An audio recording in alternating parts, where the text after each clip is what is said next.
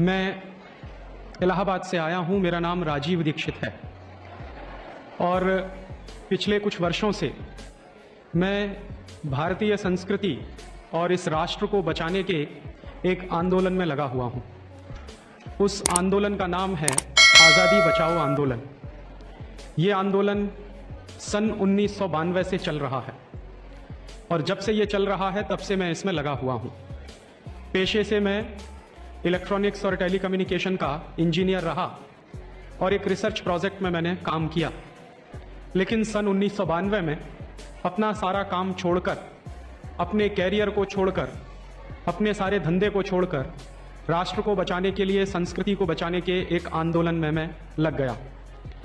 बापू की कृपा हुई, उन्होंने मेरे व्याख्यान की कुछ कैसेट सुनी और उन्होंने जब मेरे व्याख्यान की कैसेट सुनी तो उन्होंने मुझे संदेश भिजवाया।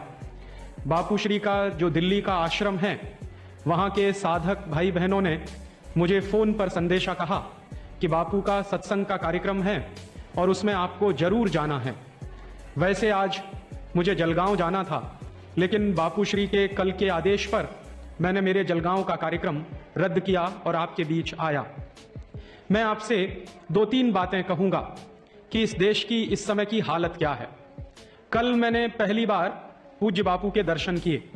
उसके पहले मैंने उनके कैसेट सुने थे, उनके बारे में सुना था, लेकिन दर्शन का लाभ कल मिला और कल लगभग 40 मिनट मैं उनके साथ रहा।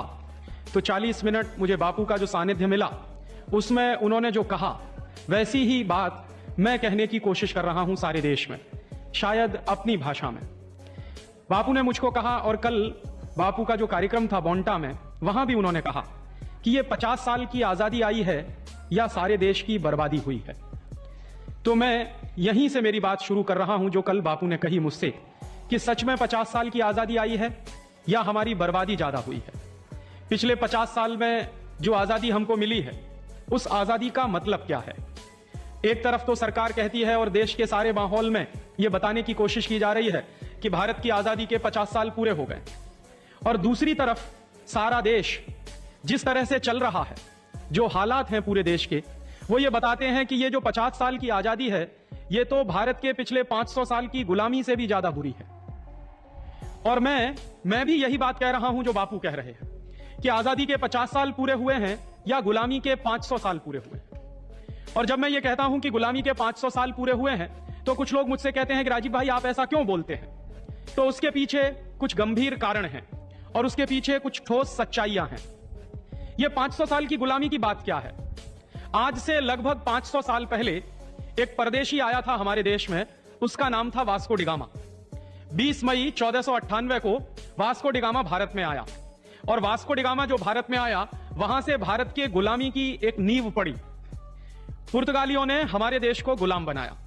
वास्को डिगामा पुर्तगाल से आया था, और इस देश में इतिहास में जो गलत काफी हम पढ़ते हैं और पढ़ाते हैं, तो हमको इतिहास में यह पढ़ाया जाता है कि वास्को डिगामा भारत की खोज करने के लिए आया था। यह बात सच नहीं है। वास्तविकता यह है कि वास्को डिगामा इस देश को ईसाई बनाने के लिए आया था, और वास्को डिगामा को ईसाईयत का प्रचार करने के लिए हिंदुस्तान में भेजा गया था।